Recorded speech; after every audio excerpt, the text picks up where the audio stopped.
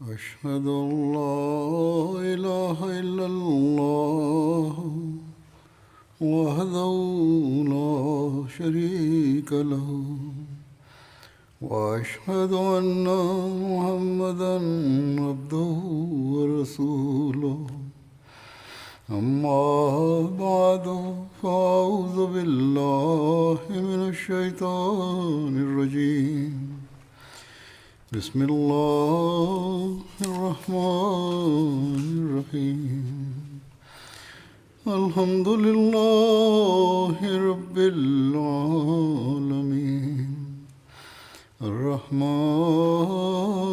الرحيم مالك يوم الدين إياك نعبد وإياك نستعين اهدنا الصراط المستقيم صراط الذين أنعمت عليهم غير المغضوب عليهم ولا الضالين.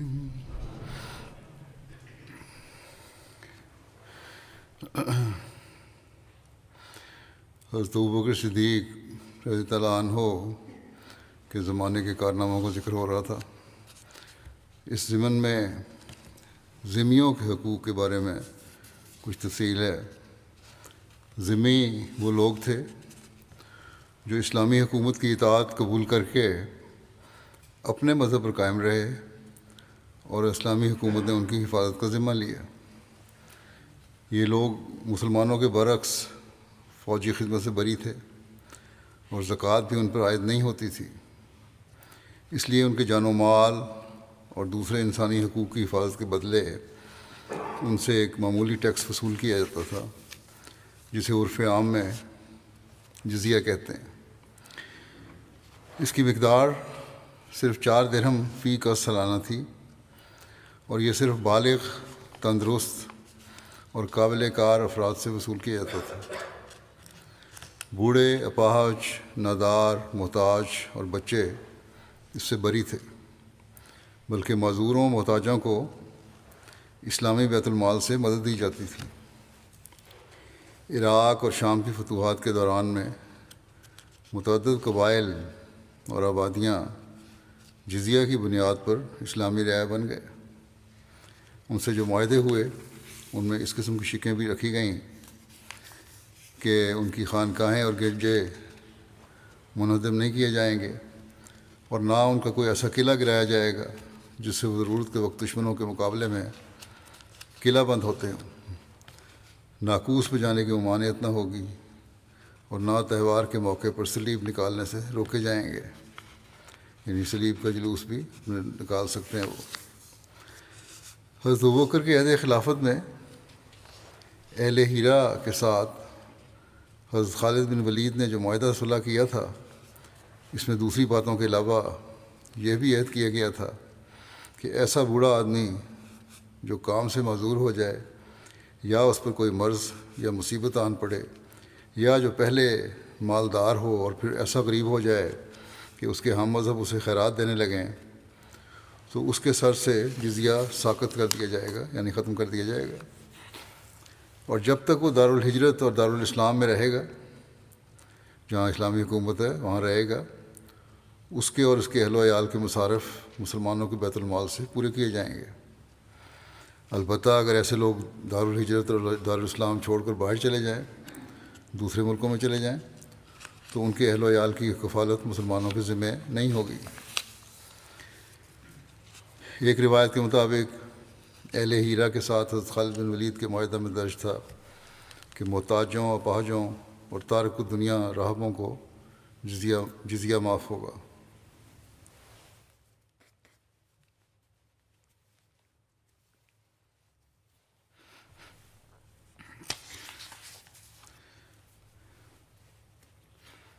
پھر ایک جمع قرآن کا بہت بڑا کام ہے جو حضرت ابوبکر صدیق رضی اللہ عنہ کے زمانے میں ہوا. جمع قرآن حضرت ابوبکر صدیق کے عہد زرعی کا بے مثال اور عظیم کارنامہ ہے. اس کا پس منظر مسلمہ کذاب سے ہونے والی جنگ یمامہ سے متصل ہے۔ جنگ یمامہ میں 1200 مسلمان شہید ہو گئے، اور ان میں کبار صحابہ اور حفاظ قرآن کی بھی ایک واضح اکثریت تھی، اور ایک روایت کے مطابق حفاظ شہداء کی تعداد 700 تک بیان ہوئی ہے۔ چنانچہ اس صورتحال میں حضرت عمر کو اللہ تعالیٰ نے قرآن کریم کو ایک جگہ اکٹھا کرنے کے لیے انشراح صدر عطا فرمایا۔ آپ نے حضرت ابوبکر سے اس کا تذکرہ کیا، جس کی تفصیل صحیح بخاری میں یوں بیان ہوئی ہے۔ عبید بن سباق بیان کرتے ہیں کہ حضرت زید بن ثابت نے بتایا کہ اہل یمامہ سے جنگ کے بعد حضرت ابوبکر نے انہیں بلایا تو کیا دیکھتا ہوں کہ حضرت عمر بن خطاب بھی آپ کے پاس بیٹھے ہیں۔ حضرت ابوبکر نے فرمایا عمر میرے پاس آئے ہیں اور انہوں نے کہا ہے کہ یمامہ کی جنگ میں قرآن کریم کے بہت سے حفاظ شہید ہو گئے ہیں، اور میں ڈرتا ہوں کہ مختلف جنگوں میں بہت سے قاری یا حفاظ قرآن شہید ہو جائیں گے، جس کے نتیجے میں قرآن کا بہت سا حصہ ضائع ہونے کا اندیشہ ہے۔ اس لیے حضرت عمر نے کہا کہ میری رائے میں آپ جمع قرآن کا حکم دیں۔ حضرت ابوبکر نے فرمایا حضرت زید کو کہ میں نے عمر سے کہا ہے کہ وہ تو کام کیسے کرے گا جو رسول اللہ صلی اللہ علیہ وسلم نے نہیں کیا۔ تو عمر نے کہا کہ اس کام میں بخدا خیر ہی خیر ہے۔ عمر نے یہ بات مجھ سے اتنی بار کی کہ اللہ تعالیٰ نے اس کام کے لیے مجھے انشراح صدر عطا فرما دی، اور میری بھی عمر کی مانند رائے ہو گئی ہے۔ حضرت زید کہتے ہیں کہ حضرت ابوبکر نے فرمایا اے زید، یقیناً تو ایک جوان اور عقل مند آدمی ہے، اور ہم تجھے کسی الزام یا عیب سے پاک سمجھتے ہیں۔ تم رسول اللہ صلی اللہ علیہ وسلم کے لیے وحی بھی لکھا کرتے تھے، بس اب تم قرآن شریف کو ڈھونڈ ڈھونڈ کر اسے جمع کرو۔ حضرت زید کہتے ہیں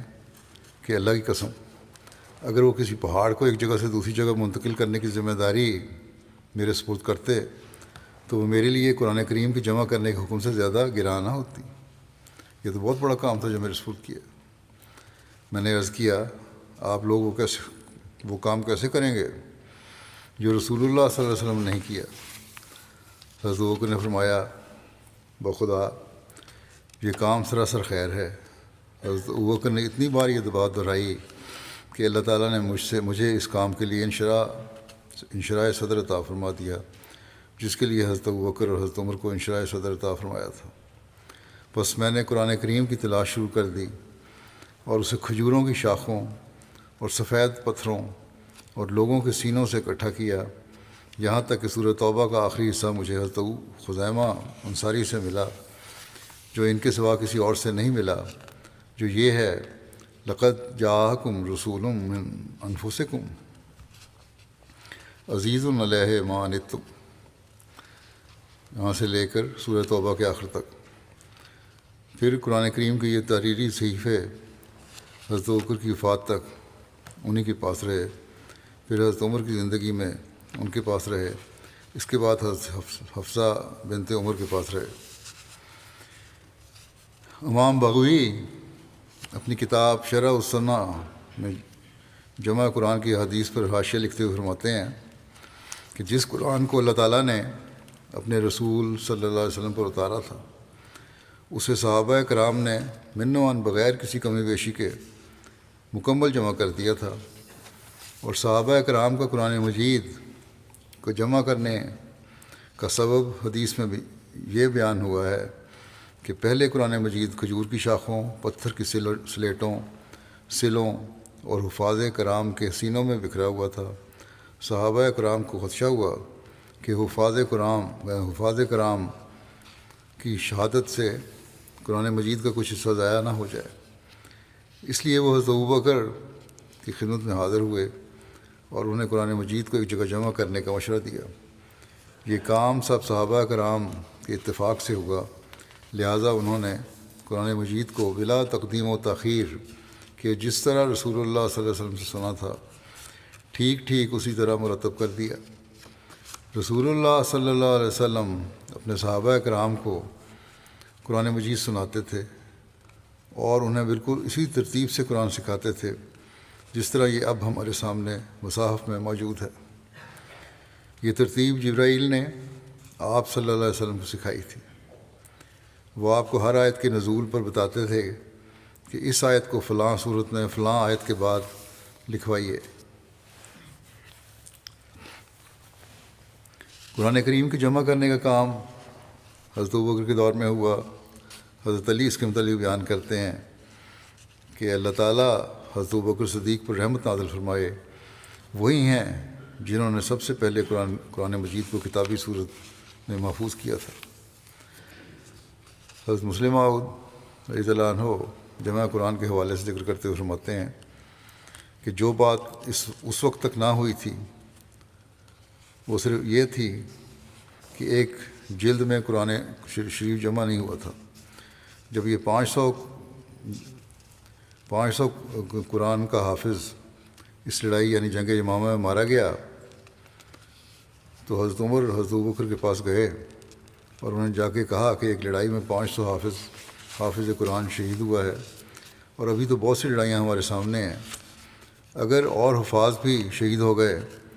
تو لوگوں کو قرآن کریم کے متعلق شبہ پیدا ہو جائے گا، اس لیے قرآن کو ایک جلد میں جمع کر دینا چاہیے۔ حضرت ابوبکر نے پہلے تو اس بات سے انکار کیا لیکن آخر آپ کی بات مان لی۔ حضرت ابوبکر نے زید بن ثابت کو اس کام کے لیے مقرر کیا جو رسول کریم صلی اللہ علیہ وسلم کی زندگی میں قرآن کریم لکھا کرتے تھے، اور کبار صحابہ ان کی مدد کے لیے مقرر کیے۔ گو ہزاروں صحابہ قرآن شریف کے حافظ تھے، لیکن قرآن شریف کے لکھتے وقت ہزاروں صحابہ کو جمع کرنا تو ناممکن تھا، اس لیے حضرت ابوبکر نے حکم دیا کہ قرآن کریم کو تحریری نسخوں سے نقل کیا جائے اور ساتھ ہی یہ احتیاط کی جائے کہ کم سے کم دو حافظ قرآن کے اور بھی اس کی تصدیق کرنے والے ہوں۔ چنانچہ متفرق چمڑوں اور ہڈیوں پر جو قرآن شریف لکھا ہوا تھا وہ ایک جگہ جمع کر دیا گیا اور قرآن شریف کے حافظوں نے اس کی تصدیق کی۔ اگر قرآن شریف کے متعلق کوئی شبہ ہو سکتا ہے تو محض رسول اللہ صلی اللہ علیہ وسلم کی وفات اور اس وقت کے درمیانی عرصے کے متعلق ہو سکتا ہے، مگر کیا کوئی عقل مند یہ تسلیم کر سکتا ہے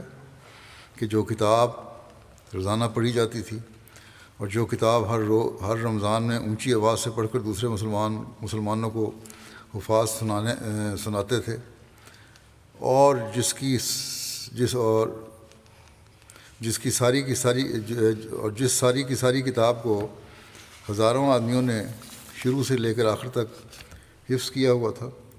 اور جو کتاب گو ایک جلد میں اکٹھی نہیں کی گئی تھی لیکن 20 صحابہ اس کو لکھا کرتے تھے اور ٹکڑوں کی صورت میں لکھی ہوئی وہ ساری کی ساری موجود تھی، اسے ایک جلد میں جمع کرنے میں کسی کو دقت محسوس ہو سکتی تھی؟ اور پھر کیا ایسے شخص کو دقت ہو سکتی تھی جو خود رسول کریم صلی اللہ علیہ وسلم کے زمانے میں قرآن کریم کی کتابت پر مقرر تھا اور اس کا حافظ تھا، اور جب قرآن روزانہ پڑھا جاتا تھا تو کیا یہ ہو سکتا تھا کہ اس جلد میں کوئی غلطی ہو جاتی اور باقی حافظ اس کو پکڑ نہ لیتے؟ اگر اس قسم کی شہادت پر شبہ کیا جائے تو پھر تو دنیا میں کوئی دلیل باقی نہیں رہتی۔ حق یہ ہے کہ دنیا کی کوئی تحریر ایسے تواتر سے دنیا میں قائم نہیں جس تواتر سے قرآن شریف قائم ہے۔ اس بات میں آپ یہ دلیل فرما رہے ہیں کہ قرآن کریم اصلی حالت میں ہے اور کوئی اس میں رد و بدل نہیں ہے۔ جو اعتراض کیا جاتا ہے یہ تبدیلی ہوئی ہے، یہ تھا اور وہ تھا، آج کل بھی اعتراض اٹھتے ہیں، اس کا جواب ہے یہ۔ حضرت مسلم موعود ایک اعتراض کا جواب دیتے ہوئے فرماتے ہیں کہ ایک اعتراض یہ کیا جاتا ہے کہ رسول کریم صلی اللہ علیہ وسلم کے زمانے میں پورا قرآن نہ لکھا گیا تھا۔ اس کا جواب یہ ہے کہ یہ درست نہیں ہے۔ رسول کریم صلی اللہ علیہ وسلم کے زمانے میں یقیناً سارا قرآن لکھا گیا تھا۔ یہ کہتے ہیں نہیں لکھا گیا، یہ غلط ہے، لکھا گیا تھا۔ جیسا کہ حضرت عثمان کی روایت ہے کہ جب کوئی حصہ نازل ہوتا تو رسول کریم صلی اللہ علیہ وسلم لکھنے والوں کو بلاتے اور فرماتے اسے فلاں جگہ داخل کرو، جب یہ تاریخی ثبوت موجود ہے تو پھر یہ کہنا کہ قرآن رسول کریم صلی اللہ علیہ وسلم کے وقت پورا نہ لکھا گیا تھا بیوقوفی ہے۔ رہا یہ سوال کہ پھر حضرت ابوبکر کے زمانے میں کیوں لکھا گیا، اس کا جواب یہ ہے کہ رسول کریم صلی اللہ علیہ وسلم کے زمانے میں قرآن اس طرح ایک جلد میں نہ تھا جس طرح اب ہے۔ حضرت عمر کو یہ خیال پیدا ہوا کہ یہ لوگ یہ نہ سمجھیں کہ قرآن محفوظ نہیں، اس لیے انہوں نے اس بارے میں حضرت ابوبکر سے جو الفاظ کہے وہ یہ تھے کہ انی ارا ان تامرا جمع القرآن، میں مناسب سمجھتا ہوں کہ آپ قرآن کو ایک کتاب کی شکل میں جمع کرنے کا حکم دیں، یہ نہیں کہا کہ آپ اس کی کتابت کرا لیں۔ پھر حضرت ابوبکر نے زید کو بلا کر کہا کہ قرآن جمع کرو، چنانچہ فرمایا اجماع ہو، اسے ایک جگہ جمع کر دو، یہ نہیں کہا کہ اسے لکھ لو۔ غرض الفاظ خود بتا رہے ہیں کہ اس وقت قرآن کے اوراق کو ایک جلد میں اکٹھا کرنے کا سوال تھا، لکھنے کا سوال نہ تھا۔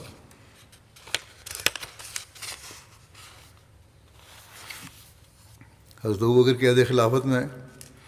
قرآن کریم ایک جلد میں جمع کر دیا گیا، اور بعد میں حضرت عثمان کے عہد خلافت میں مزید پیش رفت یہ ہوئی کہ تمام عرب بلکہ تمام مسلم دنیا کو ایک قرأت پر جمع کر دیا گیا۔ چنانچہ حضرت عثمان کے دور میں قرآن کریم کی اشاعت کے حوالے سے حضرت مسلم بیان کرتے ہیں کہ حضرت ابوبکر کے بعد حضرت عثمان کے زمانے میں شکایت آئی کہ مختلف قبائل کے لوگ مختلف قرأتوں کے ساتھ قرآن کریم کو پڑھتے ہیں اور غیر مسلموں پر اس کا برا اثر پڑتا ہے۔ وہ سمجھتے ہیں کہ قرآن کریم کے کئی نسخے ہیں۔ اس قرأت سے مراد یہ ہے کہ کوئی قبیلہ کسی حرف کو زبر سے پڑھتا ہے، دوسرا زیر سے پڑھتا ہے، تیسرا پیش سے پڑھتا ہے، اور یہ بات سوائے عربی کے اور کسی زبان میں نہیں پائی جاتی۔ اس لیے عربی نہ جاننے والا آدمی جب یہ سنے گا تو وہ سمجھے گا یہ کچھ کہہ رہا ہے اور وہ کچھ کہہ رہا ہے، حالانکہ کہہ وہ ایک ہی بات رہے ہوں گے۔ بس اس فتنہ سے بچانے کے لیے حضرت عثمان نے یہ تجویز فرمائی کہ حضرت ابوبکر رضی اللہ عنہ کے زمانے میں جو نسخہ لکھا گیا تھا اس کی کاپیاں کروا لی جائیں اور مختلف ملکوں میں بھیج دی جائیں، اور حکم دے دیا جائے کہ بس اسی قرأت کے مطابق قرآن پڑھنا ہے اور کوئی قرأت نہیں پڑھنی۔ یہ بات جو حضرت عثمان نے کی بالکل معیوب نہ تھی۔ رسول کریم صلی اللہ علیہ وسلم کے زمانے میں عرب لوگ قبائلی زندگی بسر کرتے تھے، یعنی ہر قبیلہ دوسرے قبیلے سے الگ رہتا تھا، اس لیے وہ اپنی اپنی بولی کے عادی تھے، یعنی اپنا اپنا ان کا بولنے کا انداز تھا۔ لیکن رسول کریم صلی اللہ علیہ وسلم کے ہاتھ پر جمع ہو کر عرب لوگ متمدن ہو گئے، اور ایک عامی زبان کے بجائے عربی زبان ایک علمی زبان بن گئی۔ کثرت سے عرب کے لوگ پڑھنے اور لکھنے کے علم سے واقف ہو گئے، جس کی وجہ سے ہر آدمی خواہ کسی قبیلے سے تعلق رکھتا تھا اسی سہولت سے وہ لفظ ادا کر سکتا تھا جس طرح علمی زبان میں وہ بولا جاتا تھا، جو در حقیقت ملک کی زبان تھی۔ بس کوئی وجہ نہ تھی کہ جب سارے لوگ ایک علمی زبان کے عادی ہو چکے تھے انہیں پھر بھی اجازت دی جاتی کہ وہ اپنے قبائلی تلفظ کے ساتھ ہی قرآن شریف کو پڑھتے چلے جائیں اور غیر قوموں کے لیے ٹھوکر کا موجب بنیں۔ اس لیے حضرت عثمان نے ان حرکات کے ساتھ قرآن شریف کو لکھ کر جو مکہ کی زبان کے مطابق تھا سب ملکوں میں کاپیاں تقسیم کرا دیں، اور آئندہ کے متعلق حکم دے دیا کہ سوائے مکی لہجہ کے اور کسی قبائلی لہجے میں قرآن شریف نہ پڑھا جائے۔ اس امر کو نہ سمجھنے کی وجہ سے یورپ کے مصنف اور دوسری قوموں کے مصنف ہمیشہ یہ اعتراض کرتے رہتے ہیں کہ حضرت عثمان نے کوئی نیا قرآن بنا دیا تھا یا عثمان نے کوئی نئی تبدیلی قرآن کریم میں کر دی تھی، لیکن حقیقت وہ ہے جو بیان کی گئی ہے۔ حضرت مسیح علیہ السلام فرماتے ہیں کہ قرآن بلا شبہ وہی مطلوب ہے، اور یہ پورے کا پورا یہاں تک کہ نقطے اور حروف بھی قطعی متواتر ہیں، اور اللہ تعالیٰ نے اس سے کمال اہتمام کے ساتھ فرشتوں کی حفاظت میں نازل فرمایا ہے۔ پھر اس کے بارے میں تمام قسم کے اہتمام کرنے میں نبی کریم صلی اللہ علیہ وسلم نے کوئی دقیقہ فروگزاشت نہیں کیا، اور آپ نے اپنی آنکھوں کے سامنے ایک ایک آیت جیسے وہ قرآن نازل ہوتا رہا لکھنے پر مداومت فرمائی، یہاں تک کہ آپ نے اسے مکمل طور پر جمع فرمایا اور بنفس نفیس آیات کو ترتیب دیا اور انہیں جمع کیا، اور نماز میں اور نماز سے باہر اس کی تلاوت پر مداومت فرمائی، یہاں تک کہ آپ دنیا سے رحلت فرما گئے اور اپنے رفیق اعلیٰ اور محبوب رب العالمین سے جا ملے۔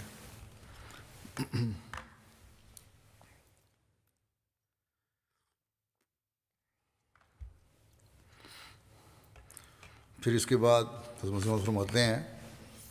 کہ پھر اس کے بعد خلیفہ اول حضرت ابوبکر صدیق رضی اللہ عنہ نے اس کی تمام صورتوں کو نبی کریم صلی اللہ علیہ وسلم سے سنی ہوئی ترتیب کے مطابق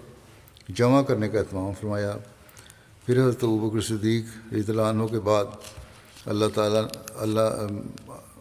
تعالیٰ نے خلیفہ ثالث حضرت عثمان رضی اللہ تعالیٰ عنہ کو توفیق عطا فرمائی، تو آپ نے لغت قریش کے مطابق قرآن کو ایک قرات میں جمع کیا اور اسے تمام ملکوں میں پھیلا دیا۔ یہ سوال ہے کہ صحیفہ صدیقی کب تک محفوظ رہا، جو آپ نے حضرت ابوبکر صدیق نے لکھوایا تھا، کب تک محفوظ رہا؟ اس بارے میں لکھا ہے کہ حضرت ابوبکر صدیق نے حضرت زید بن ثابت کے ذریعے جس قرآن کریم کو ایک جلد میں مرتب کروایا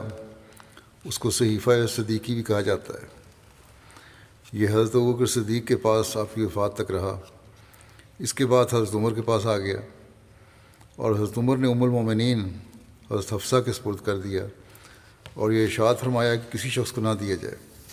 البتہ جس کو نقل کرنا یا اپنا نسخہ صحیح کرنا ہو وہ اس سے فائدہ اٹھا سکتا ہے۔ چنانچہ حضرت عثمان نے اپنے عہد خلافت میں حضرت حفصہ سے عاریۃً لے کر چند نسخے نقل کروائے، اور پھر وہ نسخہ حضرت حفصہ کو واپس لوٹا دیا۔ جب 54 ہجری میں مروان مدینہ کا حاکم ہوا تو اس نے اس نسخے کو حضرت حفصہ سے لینا چاہا، لیکن حضرت حفصہ نے انکار کر دیا۔ حضرت حفصہ کے انتقال کے بعد مروان نے حضرت عبداللہ بن عمر سے لے کر اس کو ضائع کر دیا۔ لیکن حضرت عثمان پہلے محفوظ کروا چکے تھے اس کو۔ حضرت ابوبکر صدیق نے سب سے پہلے جو کام سر انجام دیے یا جو کارنامے سب سے پہلے ان کی ذات کے ساتھ وابستہ ہیں، انہیں اولیات ابوبکر کا نام دیا گیا ہے۔ مختلف باتیں ہیں جنہوں نے جو ان کے کام تھے جو سب سے پہلے انہوں نے انجام دیے۔ آپ سب سے پہلے اسلام لائے، دوسرے یہ کہ مکے میں آپ کے اپنے گھر کے سامنے سب سے پہلے مسجد بنائی، پھر تیسرا یہ ہے کہ مکے میں رسول اکرم صلی اللہ علیہ وسلم کی حمایت میں سب سے پہلے قریش مکہ سے قتال کیا، چوتھا یہ کہ سب سے پہلے متعدد غلاموں اور باندیوں کو جو اسلام لانے کی پاداش میں ظلم و ستم کا شکار تھے خرید کر آزاد کیا، پانچواں یہ سب سے پہلے قرآن کریم کو ایک جلد میں جمع کیا، چھٹا یہ سب سے پہلے انہوں نے قرآن کا نام مصحف رکھا، سب سے پہلے ساتواں یہ کہ سب سے پہلے خلیفہ راشد قرار پائے، آٹھواں یہ کہ رسول اللہ صلی اللہ علیہ وسلم کی زندگی میں سب سے پہلے امیر الحج مقرر ہوئے، نواں یہ کہ رسول اللہ صلی اللہ علیہ وسلم کی زندگی میں سب سے پہلے نماز میں مسلمانوں کی امامت کی، دسواں یہ کہ اسلام میں سب سے پہلے بیت المال قائم کیا، 11 یہ کہ اسلام میں سب سے پہلے خلیفہ ہیں جن کا مسلمانوں نے وظیفہ مقرر کیا، 12واں یہ کہ سب سے پہلے خلیفہ جنہوں نے اپنا جانشین نامزد کیا، حضرت عمر کو آپ نے نامزد فرمایا تھا، 13واں یہ کہ وہ پہلے خلیفہ ہیں جن کی بیعت خلافت کے وقت ان کے والد حضرت ابو قحافہ زندہ تھے، 14واں یہ کہ وہ سب سے پہلے شخص جنہیں اسلام میں کوئی لقب رسول اللہ صلی اللہ علیہ وسلم نے عطا فرمایا، 15واں یہ کہ سب سے پہلے شخص جن کی 4 پشتوں کو شرف صحابیت حاصل ہے، ان کے والد صحابی حضرت ابو قحافہ، حضرت ابوبکر خود صحابی، ان کے بیٹے حضرت عبد الرحمن بن ابوبکر اور ان کے پوتے حضرت محمد بن عبد الرحمن بن ابو بکر، یہ سب صحابہ تھے۔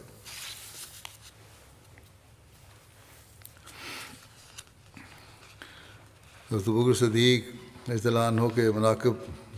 کے بارے میں لکھا ہے، حلیہ مبارک حضرت عائشہ رضی اللہ عنہ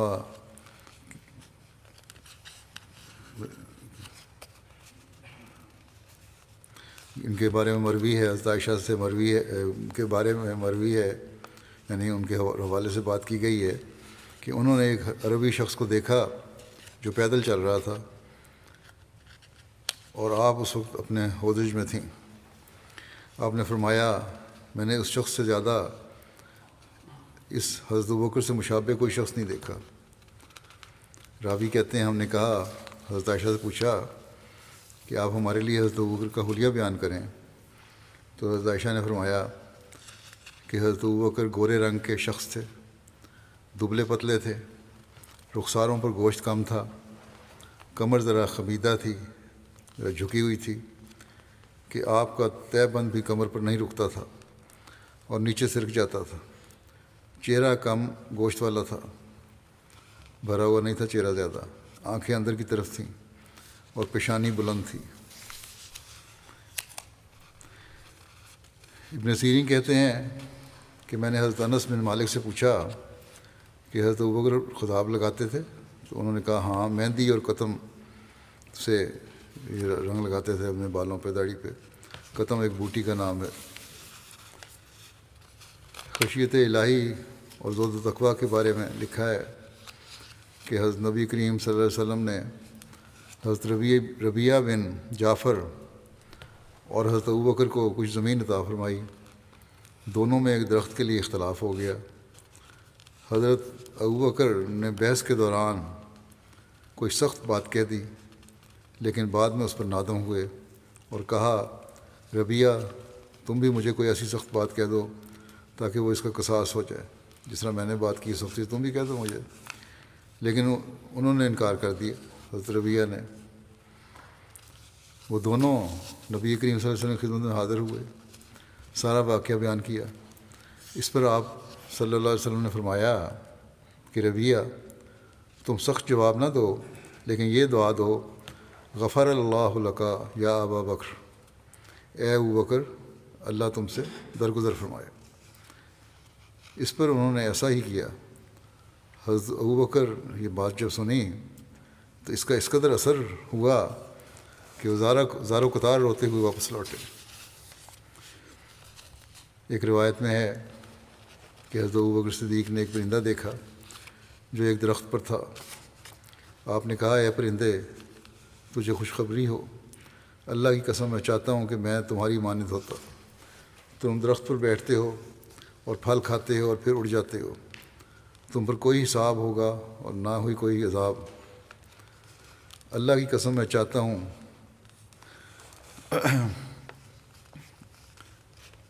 کہ میرے راستے کے ایک جانب ایک درخت ہوتا اور اونٹ میرے پاس سے گزرتا اور مجھے پکڑتا اور اپنے منہ میں ڈال لیتا اور مجھے چبا ڈالتا، پھر وہ مجھے جلدی سے نگل لیتا، پھر اونٹ مجھے مینگنے کی صورت میں باہر نکالتا اور میں انسان نہ ہوتا۔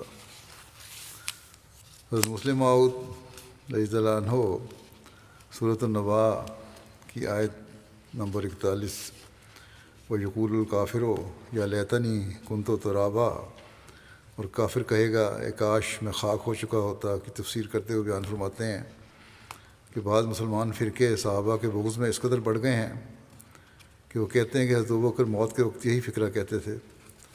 بس ان کا کفر ثابت ہے۔ یعنی وہ پڑھا کرتے تھے، وہ یقول الکافر یا لیتنی کنت ترابا، حضرت ابوبکر پڑھتے تھے، کافر کہے گا کہ تم یہاں لفظ ہے نا، تو اس لیے وہ کافر ہوئے، نعوذ باللہ۔ حضرت مسلم فرماتے ہیں، حالانکہ اگر یہ روایت ثابت ہو، اگر یہ سچی بات ہے اور یہ آیت حضرت ابوبکر کے متعلق ہو، تو ابو بکر کے ایمان کے لحاظ سے اس کے یہ معنی ہوں گے کہ کفار کی باتوں کا منکر، یعنی ابو بکر یہ کہے گا کہ کاش میرے ساتھ خدا تعالیٰ کا معاملہ ایسا ہی ہوتا کہ نہ وہ میرے نیک اعمال کا بدلہ دیتا اور نہ میری غلطیوں کی سزا دیتا۔ اور یہ فکرہ ایک مومن کامل کا فکرہ ہے۔ حدیثوں میں تو خود رسول کریم صلی اللہ علیہ وسلم متعلق بھی آتا ہے کہ آپ یہ فرمایا کرتے تھے کہ میں اپنے اعمال کی وجہ سے بخشا نہیں جاؤں گا، بلکہ اللہ تعالیٰ کے فضل سے بخشا جاؤں گا۔ کافر کا لفظ اس جگہ طنزاً استعمال ہوا ہے، اور مراد یہ ہے کہ یہ لوگ اسے کافر کہتے ہیں جو جنگ میں رسول کریم صلی اللہ علیہ وسلم کے سب سے زیادہ قریب ہوتا تھا، اور جس نے اپنا سارا مال رسول اللہ صلی اللہ علیہ وسلم پر قربان کر دیا تھا،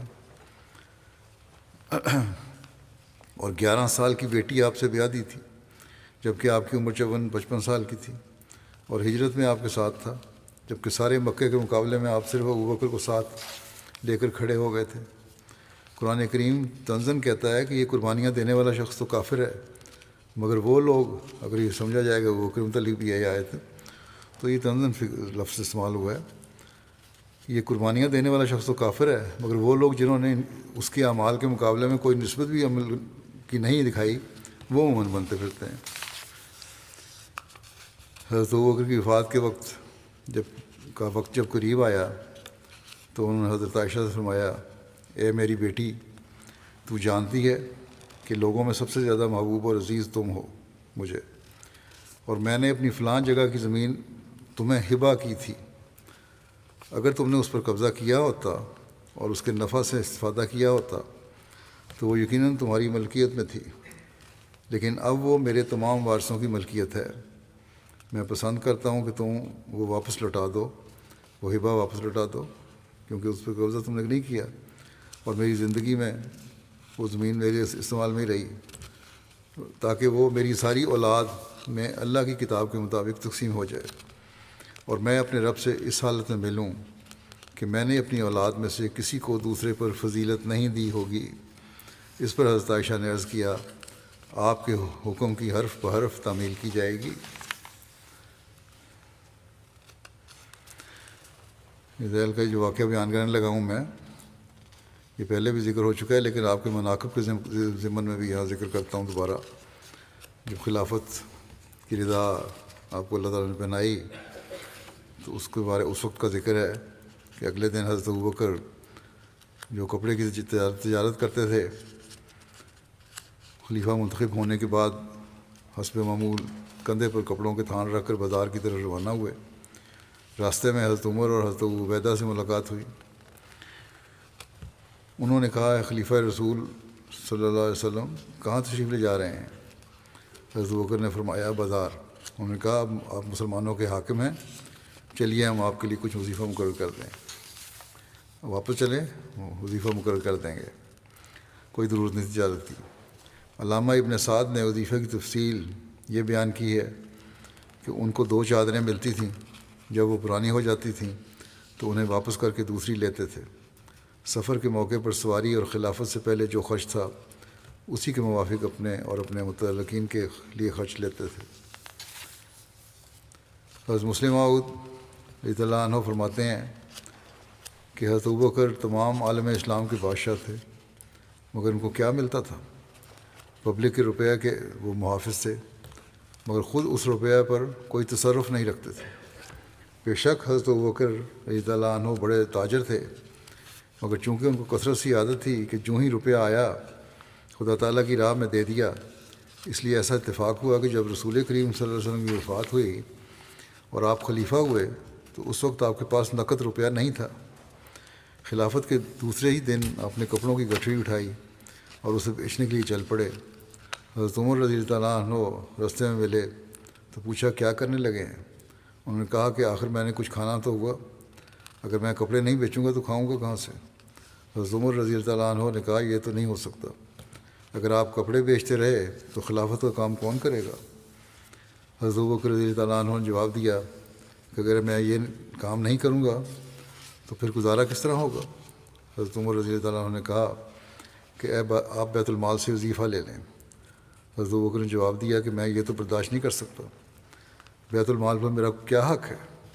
حضرت عمر رضی اللہ عنہ نے کہا کہ جب قرآن کریم نے اجازت دی ہے کہ دینی کام کرنے والوں پر بیت المال کا روپیہ صرف ہو سکتا ہے تو آپ کیوں نہیں لے سکتے؟ چنانچہ اس کے بعد بیت المال سے ان کا وظیفہ مقرر ہو گیا، مگر اس وقت کے لحاظ سے وہ وظیفہ صرف اتنا تھا جس سے روٹی کپڑے کی ضرورت پوری ہو سکے۔ ابن ابی ملیکہ بیان کرتے ہیں کہ حضرت ابوبکر کے ہاتھ سے اگر لگام چھوٹ کر گر جاتی تو آپ اپنی اونٹنی کو بٹھاتے اور وہ لگام اٹھاتے۔ ان سے کہا گیا کہ آپ نے ہمیں کیوں حکم نہیں دیا تا ہم آپ کو پکڑا دیتے؟ حضرت ابوبکر فرماتے میرے محبوب صلی اللہ علیہ وسلم نے مجھے اس بات کا حکم دیا تھا کہ میں لوگوں سے کسی چیز کا سوال نہ کروں، اس حد تک احتیاط کرتے تھے۔ حضرت مسلم موعود بیان فرماتے ہیں کہ رسول کریم صلی اللہ علیہ وسلم نے ایک دفعہ مسجد میں بعض لوگوں کی آواز سنی کہ ابو بکر کو ہم پر کون سی زیادہ فضیلت حاصل ہے، جیسے کہ نیکی کے کام وہ کرتے ہیں اسی طرح نیکی کے کام ہم کرتے ہیں۔ رسول کریم صلی اللہ علیہ وسلم نے یہ سنا تو فرمایا اے لوگو، ابو بکر کو فضیلت نماز اور روزوں کی وجہ سے نہیں ہے بلکہ اس نیکی کی وجہ سے ہے جو اس کے دل میں ہے، جو دل میں ان کی نیکی ہے اور جو عقیدت ہے آن وسلم سے اور جو خوف ہے اللہ تعالیٰ کا، جو خشیت ہے، وہ اس معیار کی ہے کہ ان کو تب فضیلت ہے تمہارے پہ، اور اس کے مطابق ان کا عمل بھی ہے، پھر صرف دل میں نہیں ہے۔ حضرت مسیح علیہ السلام نے ایک آیت قرآن کی تفسیر بیان فرماتے ہوئے حضرت ابوبکر کا مقام و مرتبہ یوں بیان فرمایا ہے کہ اللہ تعالیٰ نے یہاں فرمایا کہ تو عبادت کرتا رہے جب تک کہ تجھے یقین کامل کا مرتبہ حاصل نہ ہو اور تمام حجاب اور ظلماتی پردے دور ہو کر یہ سمجھ میں آ جاوے کہ اب میں وہ نہیں ہوں جو پہلے تھا، بلکہ اب تو نیا ملک، نئی زمین، نیا آسمان ہے اور میں بھی کوئی نئی مخلوق ہوں۔ یہ حیات ثانی وہی ہے جس کو صوفی بقا کے نام سے موسوم کرتے ہیں۔ جب انسان اس درجے پر پہنچ جاتا ہے تو اللہ تعالیٰ کی روح کا نفخ بھی اس میں ہوتا ہے، ملائکہ کا اس پر نزول ہوتا ہے۔ یہی وہ راز ہے جس پر پیغمبر خدا صلی اللہ علیہ وسلم نے حضرت ابوبکر رضی اللہ تعالیٰ عنہ کی نسبت فرمایا کہ اگر کوئی چاہے کہ مردہ میت کو زمین پر چلتا ہوا دیکھے تو وہ ابو بکر کو دیکھے، اور ابو بکر کا درجہ اس کے ظاہری اعمال سے ہی نہیں بلکہ اس بات سے ہے جو اس کے دل میں ہے۔ حضرت ابو سعید خدری بیان کرتے ہیں کہ ایک مرتبہ وہ لوگ رسول اللہ صلی اللہ علیہ وسلم کے ساتھ کسی سفر پر روانہ ہوئے اور جب پڑاؤ کیا تو مختلف ٹولیوں میں تقسیم ہو گئے، کوئی کسی کے ساتھ کوئی کسی کے ساتھ۔ حضرت ابو سعید خدری بیان کرتے ہیں کہ میں نے حضرت ابوبکر کی رفاقت میں پڑاؤ کیا، ہمارے ساتھ بادیہ نشینوں میں سے ایک دیہاتی آدمی بھی تھا۔ ہم بادیہ نشینوں کے جس گھر میں ٹھہرے ان کی ایک عورت امید سے تھی۔ اس بدوی نے اس عورت سے کہا کہ کیا تمہاری خواہش ہے کہ تمہارے ہاں بیٹا پیدا ہو؟ اگر تو مجھے ایک بکری دے دے تو تمہارے ہاں بیٹا پیدا ہوگا۔ اس عورت نے اس کو بکری دے دی۔ اس بدوی نے ایک وزن کے کئی ہم کافیہ الفاظ اس کے سامنے پڑھے، کچھ اپنا جنتر منتر پڑھا اس کے سامنے، پھر اس نے بکری ذبح کی، اور جب لوگ کھانے کے لیے بیٹھے تو ایک آدمی نے کہا کہ کیا آپ کو معلوم بھی ہے کہ یہ بکری کیسی ہے؟ پھر اس نے اس کو سارا قصہ سنایا، کس طرح اس عورت سے اس نے یہ کہہ کے بکری لی تھی کہ تمہارے یہاں بیٹا پیدا ہوگا، میں اس پہ دعا پڑھوں گا۔ تو راوی کہتے ہیں کہ میں نے حضرت ابوبکر کو دیکھا، آپ بھی وہاں تھے کھانا کھانے والوں میں شامل، آپ سخت بیزاری کا اظہار کرتے ہوئے اپنے حلق میں انگلیاں ڈال کر اس کو نکال رہے تھے، یعنی کہہ کر کے نکال رہے کھانا، ایسا کھانا جو شرک ہے، جس پہ کا ذریعہ بنا ہو، وہ میں نہیں کھا سکتا۔ حضرت عائشہ رضی اللہ عنہا بیان فرمایا کہ حضرت ابوبکر کا ایک غلام تھا، وہ انہیں کمائی لا کر دیتا تھا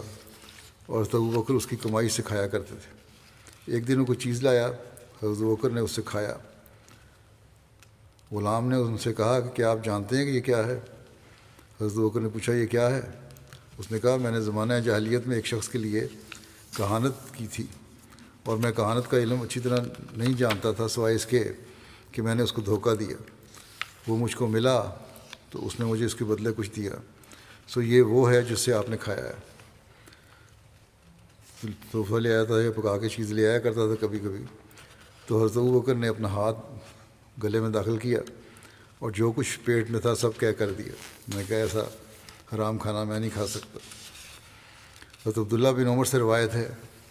کہ رسول اللہ صلی اللہ علیہ وسلم نے فرمایا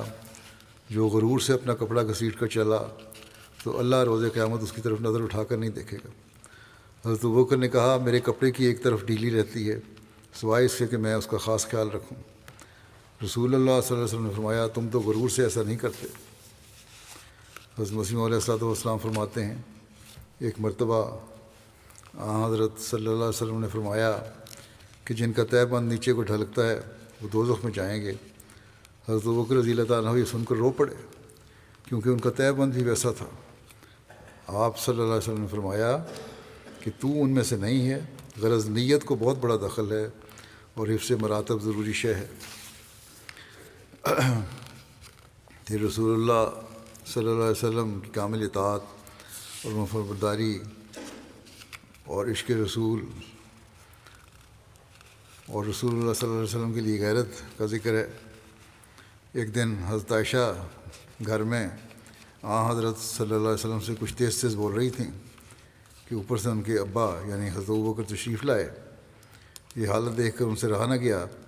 اور اپنی بیٹی کو مارنے کے لیے آگے بڑھے کہ تم خدا کے رسول کے آگے اس طرح بولتی ہو۔ حضرت صلی اللہ علیہ وسلم نے یہ دیکھتے ہی باپ بیٹی کے درمیان حائل ہو گئے اور حضرت ابوبکر کی متوقع سزا سے حضرت عائشہ کو بچا لیا۔ جب حضرت ابوبکر چلے گئے تو رسول کریم صلی اللہ علیہ وسلم نے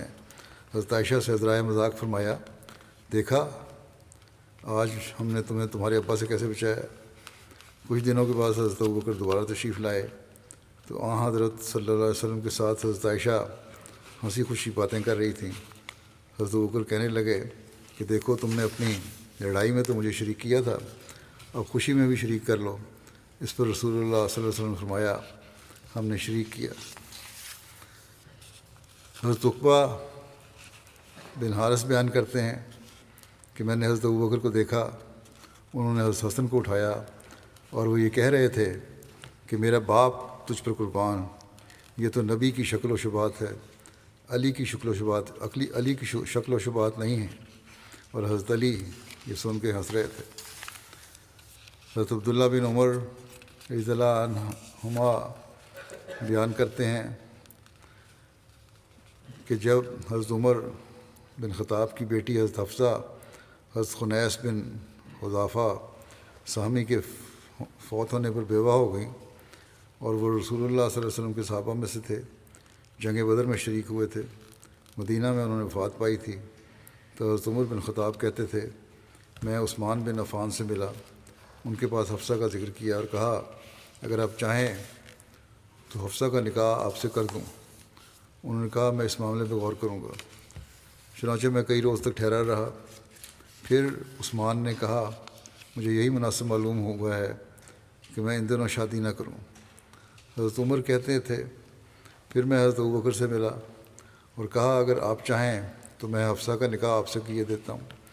حضرت ابوبکر خاموش ہو گئے اور مجھے کچھ جواب نہ دیا۔ عثمان کی نسبت حضرت عمر کہتے ہیں کہ عثمان کی نسبت میں ان سے زیادہ رنجیدہ خاطر ہوا۔ پھر میں کچھ راتیں ٹھہرا رہا۔ اس کے بعد رسول اللہ صلی اللہ علیہ وسلم نے حفصہ سے نکاح کا پیغام بھیجا اور میں نے آپ صلی اللہ علیہ وسلم سے ان کا نکاح کر دیا۔ پھر حضرت ابوبکر مجھ سے ملے اور کہا شاید آپ مجھ سے ناراض ہو گئے ہیں جب آپ نے حفصہ کو ذکر کیا اور میں نے کچھ جواب نہ دیا۔ میں نے کہا کہ ہاں اس طرح ہی ہے۔ تو انہوں نے کہا کہ دراصل جو بات آپ نے پیش کی تھی اس کی نسبت آپ کو جواب دینے سے مجھے نہیں روکا تھا، مگر اس بات نے کہ مجھے علم ہو چکا تھا کہ رسول اللہ صلی اللہ علیہ وسلم حفصہ سے نکاح کرنا چاہتے ہیں، اور میں ایسا نہیں تھا کہ رسول اللہ صلی اللہ علیہ وسلم کا یہ منشا ظاہر کرتا، یعنی آپ کو بتاتا کہ اس طرح حسن کا منشا ہے، اس لیے میں چپ ہو گیا یا انکار کر دیا۔ اور حضرت صلی اللہ علیہ وسلم اگر کہتے ہیں اگر حضرت صلی اللہ علیہ وسلم اس رشتے کو چھوڑ دیتے تو میں ضرور قبول کر لیتا آپ کا یہ بیٹی کا رشتہ۔ حضرت علی کا حضرت ابوبکر کو خراج عقیدت پیش کرنا، اس کے بارے میں لکھا ہے کہ حضرت ابن عباس رضی اللہ عنہما سے روایت ہے کہ انہوں نے کہا میں ان لوگوں میں کھڑا تھا جنہوں نے حضرت عمر بن خطاب کی وفات کے بعد ان کے لیے دعا کی جب کہ انہیں تختے پر رکھ دیا گیا۔ اتنے میں کیا دیکھتا ہوں کہ ایک شخص نے میرے پیچھے سے آ کر اپنی کونی میرے کندھے پر رکھ دی، کہنے لگا اللہ تم پر رحم کرے، مجھے تو یہی امید تھی کہ اللہ تمہیں بھی ہمارے دونوں ساتھیوں کے ساتھ ہی دفن کرے گا، کیونکہ میں نے رسول اللہ صلی اللہ علیہ وسلم کی کوئی فرماتے بہت سنا تھا کہ میں اور ابو بکر اور عمر فلاں جگہ تھے، اور میں نے اور ابو بکر اور عمر نے یہ کیا، میں اور ابو بکر اور عمر چلے گئے، اس لیے میں یہ امید رکھتا تھا کہ اللہ تعالیٰ تم کو بھی ان دونوں کے ساتھ ہی رکھے گا۔ میں نے جو مڑ کر دیکھا تو حضرت علی بن طالب تھے۔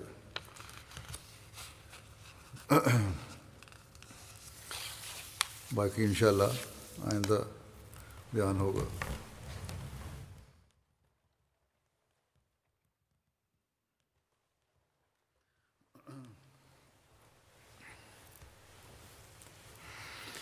الحمد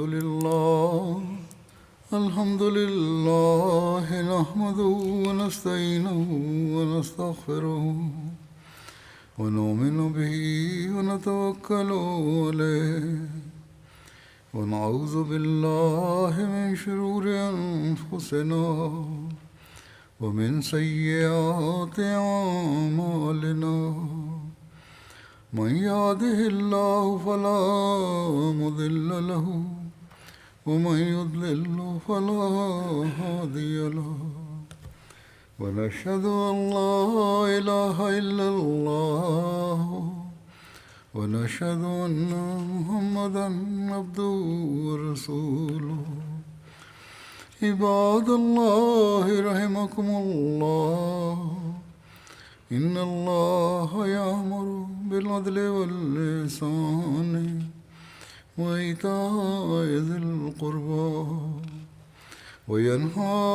عن الفحشاء والمنكر والبغي يعظكم لعلكم تذكرون۔ اذكروا الله يذكركم